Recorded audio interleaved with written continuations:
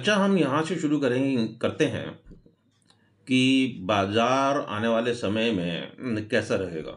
यहाँ से उसे कितनी अपसाइड की ग्रोथ मिल सकती है या बाज़ार में यहाँ से और तेज़ी की गिरावट आ सकती है? तेज़ी से हो या धीरे गिरावट हो। इसके साथ-साथ हम कुछ कंपनियों के रिज़ल्ट्स का एनालिसिस भी करेंगे कि जैसे एचडीएफसी बैंक है और हिंदुस्तान यूनिलीवर है और अल्ट्राटेक सीमेंट।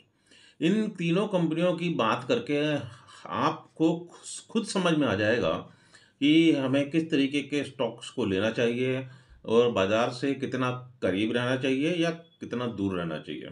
तो चलिए हम शुरू करते हैं कि आगे की चर्चा।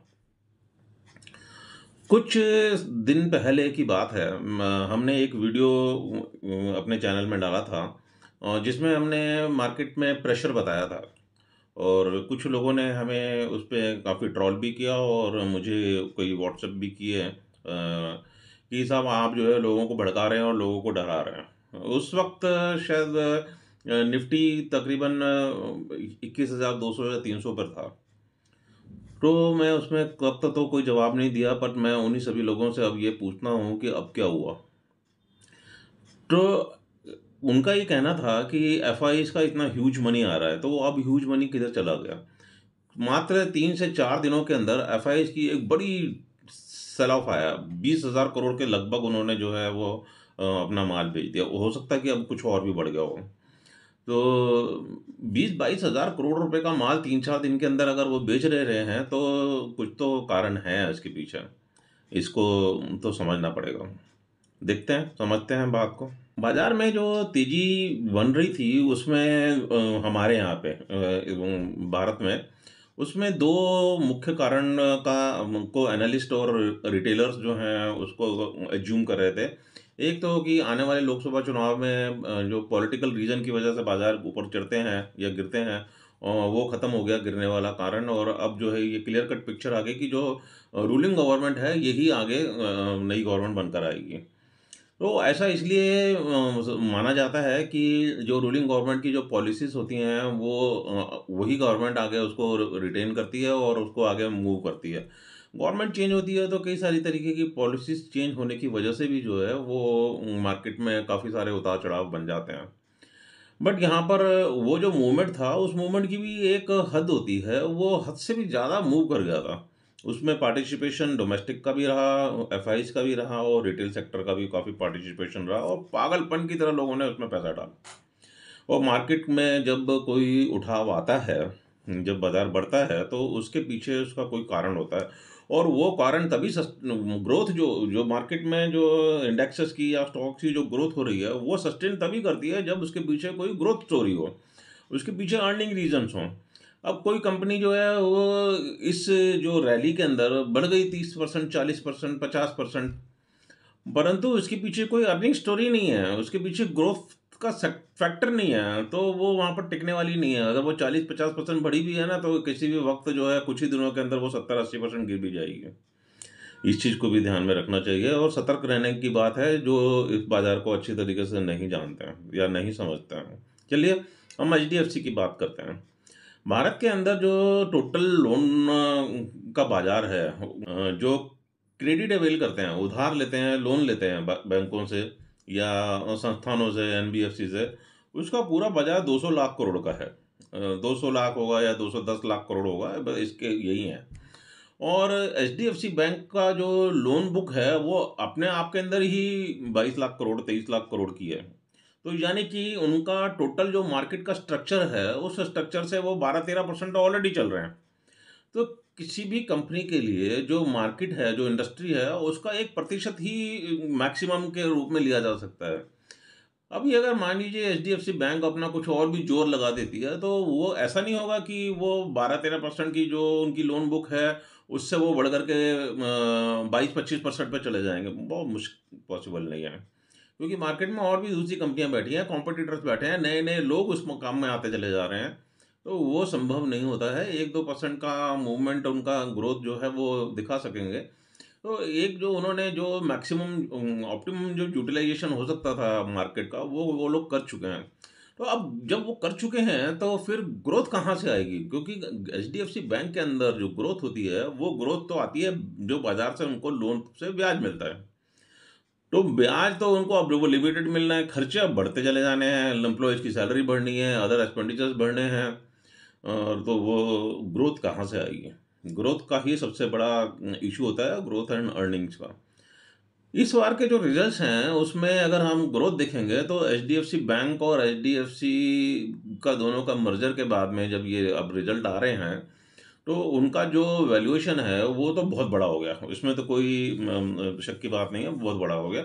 बट वो इतना बड़ा करने के बाद में भी जो है एनालिस्ट इस बात को अच्छी तरीके से समझते थे पहले से ही कि ये ग्रोथ स्टोरी यहाँ पर रुक जाएगी आकर के। उनको मर्जर करने का कारण क्या था? आप इस बात को समझ लें पहले कि मर्जर और एचडीएफसी बैंक और एचडीएफसी का सिर्फ इसलिए हुआ था कि एचडीएफसी बैंक को तो करंट अकाउंट्स और सेविंग अकाउंट्स में डिपॉजिट्स मिल जाते हैं और वो आगे उसको लोन कर देते हैं, तो यानी कि उनको जो पैसा मिलता है लोन देने के लिए वो बहुत ही मिनिमल कॉस्ट पे मिल जाता है। करंट अकाउंट में वो छोटा मोटा ब्याज देते हैं, सेविंग अकाउंट्स में तो वो देते भी नहीं है। तो उसी पैसे को जब वो लोन करते हैं तो वो पैसा उनका बहुत सस्ता होता है।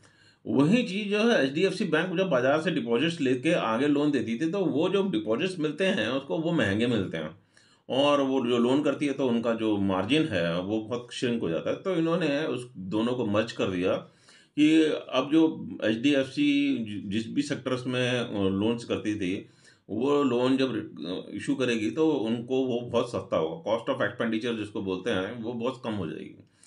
परंतु इस चीज़ को ध्यान में तो रखा ही होगा उन्होंने, इतने बड़े-बड़े एनालिस्ट और उनके कंसल्टेंट्स उनके यहाँ पे बैठे हैं कि भई आगे ग्रोथ स्टोरी कैसे मूव करेगी। तो वहाँ पर आकर के वो चिंता उनको भी थी, और वो ग्रोथ स्टोरी आकर के पिट गई अभी। अभी हाल-फिलहाल तो पिट पिट गई। आगे चलते हैं। तो जहाँ तक उन्होंने अपनी ग्रोथ दिखाई, तो दोनों बैंकों का मर्जर होने की वजह से उनका जो ग्रोथ लेवल है, उनका रेवेन्यू लेवल तो बहुत बढ़ गया, और उनका जो है नेट इंटरेस्ट मार्जिन था वो भी बढ़ गया। और खाली खाली जो ईपीएस होता है, अर्निंग पर शेयर की बात जहाँ होती है, ये जो ग्रोथ हुआ और ईपीएस हुआ, ये सब रिजल्ट्स के अंदर जब आए तो इसके बाद में सबसे बड़ी जो एफआईज की जो शेयरिंग है एचडीएफसी बैंक में, वो काफ़ी ह्यूज है, और उन्होंने ये काफ़ी बड़ा माल बेचा। तो जो इन्होंने ग्रोथ के नंबर्स दिखाए, और ये जो फॉल आया इसमें एचडीएफसी बैंक में, उसने बैंक निफ्टी में तो एक बहुत बड़ा डेंट लगाया ही लगाया। 2300 पॉइंट बैंक निफ्टी को नीचे कर दिया और तक गया वो, और जो है निफ्टी में भी उसने काफ़ी बड़ा डेंट डाला। इसको देख करके दूसरे बैंकों के ऊपर भी असर आ गया। तो ये समझते हैं कि उस दिन इतना बड़ा फॉल क्यों और कैसे हुआ। जिस दिन ये रिजल्ट के अगले दिन इसका एडीआर लगभग 8-9% वहाँ पर गिरा हुआ था अमेरिका के अंदर। जो एडीआर पिछले 20 साल से 20 से 25% के प्रीमियम पे चल रहा था, वो प्रीमियम सारा कोलैप्स हो गया उसका। वहाँ पर भी जो इन्वेस्टर थे उनके नज़र में भी ये बात थी कि भाई इसकी ग्रोथ स्टोरी के अंदर प्रॉब्लम रहेगी, अब इसमें इतना पैसा नहीं बन पाएगा, और उन्होंने उस दिन काफ़ी माल बेचा। और अगले दिन जो है वो हमारे यहाँ पे मार्केट खुलते से ही जो है एचडीएफसी बैंक धड़ाम, और बिल्कुल धड़ाम धड़ाम करके नीचे गिरा। आप ये देखिए कि पिछले 6 महीने का जो एवरेज वॉल्यूम था वो था 9.3 लाख के आसपास, और सिर्फ एक दिन के अंदर 53 लाख का डिलीवरेबल वॉल्यूम बना। यानी कि जिन लोगों के पास में डिलीवरी थी, ऐसे लोगों ने 53 लाख की क्वांटिटी उस दिन बेच दी। तो ये बहुत बड़ा फ़र्क था, और इसका देखते देखे असर आईसीआईसीआई बैंक और दूसरे प्राइवेट बैंकों के ऊपर भी पड़ा। उनका भी अगर हम पिछले 6 महीने का एवरेज वॉल्यूम देखें तो उससे कोटक बैंक और एक्सिस ने डबल वॉल्यूम से सेल ऑफ आया, और आईसीआईसीआई बैंक में उनके 6 महीने के एवरेज वॉल्यूम से 5 गुने का के वॉल्यूम से फॉल आया। तो ये मार्केट को उस दिन हिला गया, और इस चीज़ को में सामने आने लगी कि ग्रोथ स्टोरी और ईपीएस ज़रूर चाहिए। ईपीएस होता क्या है एक्चुअली में? ईपीएस की जी होता है कि मान लीजिए कि किसी ने 10,000 का रेवेन्यू निकाला, और इस बार उसने 12,000 का निकाला, तो वो जो 2,000 करोड़ का फर्क आया, बाजार बढ़ा, तो उससे जो इन्वेस्टर है उसको कुछ रिटर्न्स मिलना चाहिए, उसको उसका फ़ायदा होना चाहिए। अगर वो उसका फ़ायदा नहीं हो रहा है तो उसको कोई फ़ायदा नहीं है, उसको कोई नहीं चाहेगा उसमें इन्वेस्ट करना। यही चीज़ जो है वो एफआईज़ के सामने और डीआईज़ के सामने भी आई और रिटेलर्स के सामने भी आई। एचएनआईज़ ने भी बहुत माल बेचा। इतने में अगर हम इसका एनालिसिस करें तो कोविड के बाद का सबसे हाईएस्ट फॉल हमने उस दिन एचडीएफसी बैंक में हमको देखने को मिला। अब हम कुछ और फैक्टर्स के की बारे में अगर हम बात करें तो इतना बड़ा फॉल देखने को मिला। इसमें सबसे बड़ा एक और फैक्टर है कि बैंक एचडीएफसी बैंक जो है वो हैवी वेट रखता है। एचडीएफसी बैंक का निफ्टी के अंदर ही सिर्फ निफ्टी में ही करीब पौने 14 और 14% का वेटेज है और बैंक निफ्टी में तकरीबन तकरीबन 27% के आसपास का उसका वेट है। इन दोनों के अंदर इतना हैवी वेट होने की वजह से अगर उसमें जरा सा भी मूवमेंट होता है तो उधर इंडेक्सेस हिलने लग जाते हैं। तो इसलिए जो है ये एचडीएफसी बैंक जो है इतना हैवी वेट होने की वजह से एचडीएफसी बैंक को देश का एक इकोनॉमिकल इंडिकेटर भी माना जाता है। अब जब अगर बैंक के रेवेन्यूज में जो दूसरे फैक्टर्स हैं उसमें अगर ग्रोथ नहीं आ रही है तो कहीं ना कहीं कुछ ना कुछ प्रॉब्लम है। मैं बात करता हूँ कि इसमें हम बात करते हैं नेट प्रॉफिट की। तो नेट प्रॉफिट जो है ईयर ऑन ईयर तो 33% बढ़ा और क्वार्टर टू क्वार्टर 25% बढ़ा। बहुत अच्छी बात है, अच्छा फिगर्स निकाला है इन्होंने। बट नेट प्रॉफिट जो है वो बड़ा एडजस्टेबल होता है। अगर हमने एम्प्लॉयज़ कम कर दिए तो प्रॉफिट बढ़ जाएगा, कॉस्ट एक्सपेंडिचर कहीं कम कर लिए तो हमारा प्रॉफिट बढ़ जाएगा, कुछ और कहीं पे भी हमने जो एडजस्टमेंट्स कर ली हैं उससे बढ़ जाएगा। इस बार जो है हमको इनकम टैक्स कम देना पड़ रहा है या जीएसटी कम देना पड़ रहा है तो भी बढ़ जाएगा। तो नेट प्रॉफिट जो है इतना रिलायबल इंडिकेटर नहीं होता है किसी कंपनी को समझने के लिए। हम उसके आगे की बात देखते हैं कि उसमें और कौन सा फैक्टर होता है। डिपॉजिट्स की अगर हम बात देखते हैं कि बैंक ने कितने डिपॉजिट्स लिए और कितना लोन ले रही है, तो बैंक के पास में जो डिपॉजिट्स हैं वो आए 63,600 करोड़ रुपीज़ के, जिसमें रिटेल में 2.9% और टोटल 1.9% का ग्रोथ फैक्टर रहा। बट जो बात इसमें महत्वपूर्ण है कि एचडीएफसी बैंक ने डिपॉजिट तो ठीक लिए, अच्छे लिए, परंतु इन्होंने जो अपना एस्टिमेटेड टारगेट इशू किए थे उससे ये बहुत दूर है। इनका एस्टिमेटेड टारगेट जो इन्होंने अपनी समरी दी थी उसमें कमेंट्री दी थी उसमें इन्होंने 1 लाख करोड़ रुपए दिखाया था, बताया था, और 1 लाख करोड़ और 63,600 करोड़ में एक बहुत बड़ा ह्यूज डिफरेंस होता है। तो उस वजह से जो है जो इन्वेस्टर है वो काफ़ी डिप्रेस हो गया कि अगर आपके पास में उतना डिपॉजिट नहीं आया तो आप लोन्स कैसे इशू करें। इसके आगे जब हम चलते हैं तो जो रिजर्व बैंक ऑफ इंडिया ने कुछ रिस्ट्रिक्शंस पीछे लगा दिए थे अनसिक्योर्ड लोन को लेकर के, तो इन्होंने अनसिक्योर्ड लोन्स की प्रोविजनिंग 50% से भी ज़्यादा बढ़ा दी। इट मीन्स दैट कि भई आपको ये अंदेशा है कि आपका इतना पैसा वापस नहीं आएगा। जब अगर इतना पैसा वापस नहीं आएगा तो बैंकों के पास पैसा नहीं होगा आगे रीलोन करने के लिए, तो आपको जो है इनकम्स में आपका इफ़ेक्ट आएगा और फिर आपकी ग्रोथ स्टोरी में भी फ़र्क आएगा और आप का परफॉर्मेंस जो है वो काफ़ी कम हो जाएगा। मैं आपको ऐसा कतई नहीं कह रहा हूँ कि एचडीएफसी बैंक नहीं लेना चाहिए या एचडीएफसी बैंक लेना चाहिए, मेरा कोई रिकमेंडेशन नहीं है। हम तो सिर्फ एक एनालिसिस इस बात की कर रहे हैं कि भाई अगर हम इसमें इन्वेस्ट करते हैं तो हमको इसमें कितना मुनाफा हम निकाल पाएंगे आगे आने वाले समय में, हमारी जो इन्वेस्टमेंट है वो कितनी ग्रो कर पाएगी। नेट इंटरेस्ट मार्जिन जो होता है जिसको हम निम कहते हैं, उनका निम भी अगर इसको अगर हम बड़ा क्लोजली इसको स्टडी करें तो इनका निम भी काफ़ी लो हुआ है। हम कभी किसी स्टॉक में या किसी कंपनी में अपनी इन्वेस्टमेंट डालना चाहते हैं तो हम सबसे पहले उसकी वैल्यूएशंस देखते हैं कि जिस भाव में ये चल रहा है उस भाव पे इसकी वैल्यूएशंस कैसी हैं। तो ये बात तो बिल्कुल तय है कि ये बहुत हाई वैल्यूड है और परफॉर्मेंस की बात अगर करी जाए तो ये अंडर परफॉर्मिंग स्टॉक है। ये स्टॉक्स में इन्वेस्टमेंट अगर हम करते हैं तो इन्वेस्टमेंट तो सिक्योर है, सेफ है, उसमें कोई दिक्कत आने वाली मुझे नहीं लगता। बट इसमें जो आप हमको रिटर्न्स मिलेंगे वो 10, 12, 13% के हिसाब से अगर कोई रिटर्न एक्सपेक्ट करता है तो वो मिलते रहेंगे उसको। इतना अगर किसी का टारगेट है तो एचडीएफसी बैंक बहुत बढ़िया इन्वेस्टमेंट है। हाल ही के अंदर जो है, अगर इसी तरीके से अगर हम हिंदुस्तान यूनिलीवर और अल्ट्राटेक के रिजल्ट थे, तो उसको भी अगर हम देखते हैं तो अल्ट्राटेक के रिजल्ट्स में भी यही चीज़ देखने को मिली कि उनकी जो सेल्स ग्रोथ है वो कोई बहुत ज़्यादा अच्छी नहीं आई। इसका मतलब क्या है? इसका मतलब ये है कि सीमेंट की रिक्वायरमेंट में, डिमांड में थोड़ी कमी आई है। जब उसकी डिमांड में कमी आएगी तो जीडीपी पे फ़र्क आएगा। जब जीडीपी पे फ़र्क आएगा तो जो है वो तमाम तरीके की जो इंडिकेटर्स हैं वो हिलने लगेंगे और उनकी परफॉर्मेंस भी डाउन होगी। तो जीडीपी में क्या होता है? जीडीपी में ये था कि भई उन्होंने अगर पिछले क्वार्टर के अंदर अगर 100 बैग सीमेंट्स बनाए थे, तो और इस बार इस क्वार्टर में उन्होंने 105 सीमेंट के बैग बनाए, तो जीडीपी 5 कहलाएगा। पर अगर उन्होंने पिछले क्वार्टर में 100 बैग बनाए थे, इस बार में 102 ही बैग बनाए क्योंकि डिमांड नहीं थी, तो सोचने वाली बात है। बट अल्ट्राटेक के साथ में एक और अच्छी चीज़ है कि उनका एक्सपेंशन प्लान बहुत अच्छा चल रहा है। और जो एक्सपेंशन के अंदर वो नए-नए प्लांट डालते चले जा रहे हैं और उनके अंदर वो सारे पाइपलाइन में है।